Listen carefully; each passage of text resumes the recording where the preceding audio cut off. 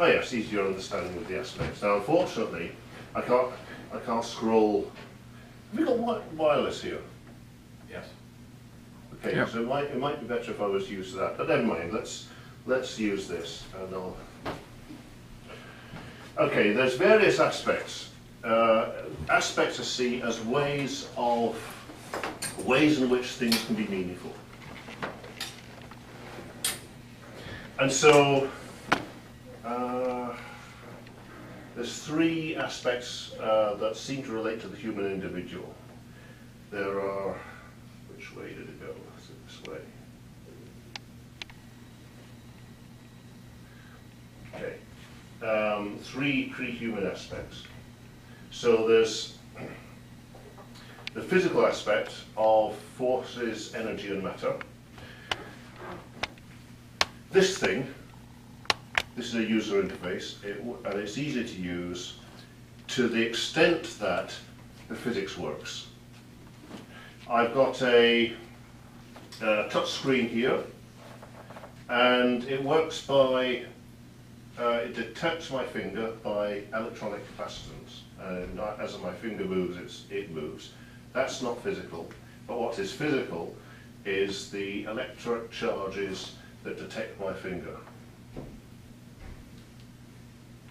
Then there's the biotic or organic aspect, which is to do with the organs. Now it detects my finger. It's able to detect the size of my finger. If it could only detect an area sort of this size, it wouldn't be much good. It could detect my hand, but not my finger. Somehow, to be useful, it's got to detect my finger. And our eyes have got to relate to it. So the user interface is to relate to our organs. Then there's the sensory aspect, which is our actual seeing and feeling it. So when I operate a keyboard on this device, I don't feel the keys. All I can do is see them. Whereas when I operate a keyboard on my old computer, I can actually feel the keys, and it's easier to use. Some people are nodding, you know what I mean. Let's go to the next aspect. There's the sensitive or psychic aspect. Then there's the analytic aspect. Now there's a lot there. I've not really been asking you to look at the screen, but you've probably been focusing on this rather than these things up here, and rather than the woodwork around it.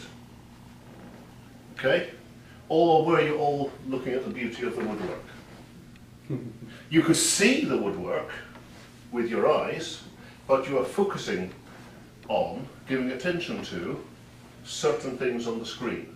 And that's important in interface design.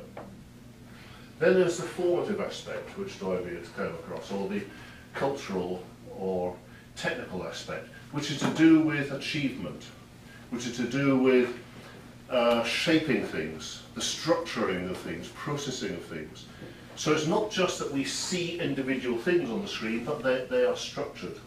And we can see that, now you can see there's columns, and there's rows, and there's special rows, and so on. And you can start to see that this probably links to that, and that probably links to those, and so on.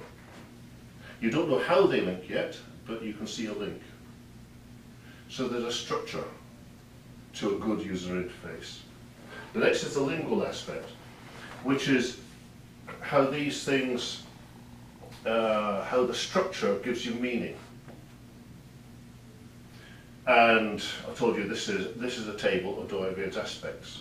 And down here, you'll probably not be too surprised to hear, is a list of the names of the aspects.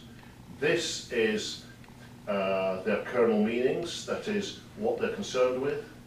And this is what they make possible. Let's just check the headings. Yes, this is the meaning, and this is the good they bring into the world.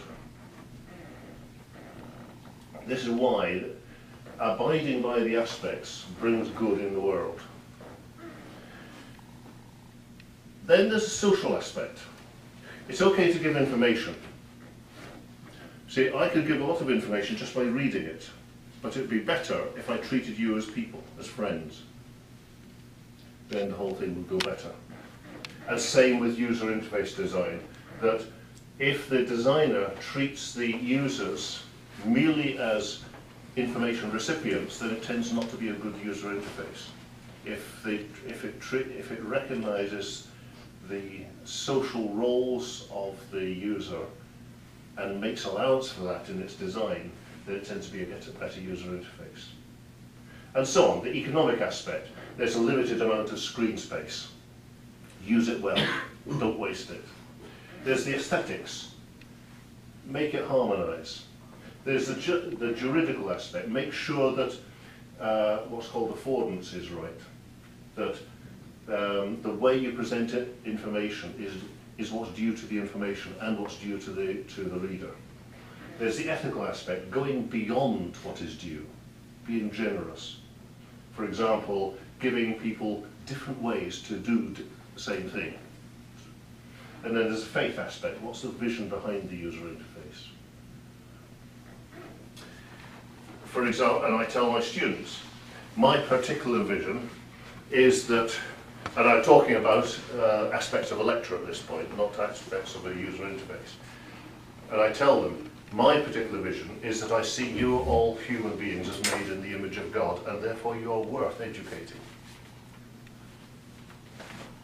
And in this, they see something of my Christian faith, but I don't push it on them. I might then say, okay, and what's your vision for why you're here? So we have a discussion about vision and the importance of the faith aspect.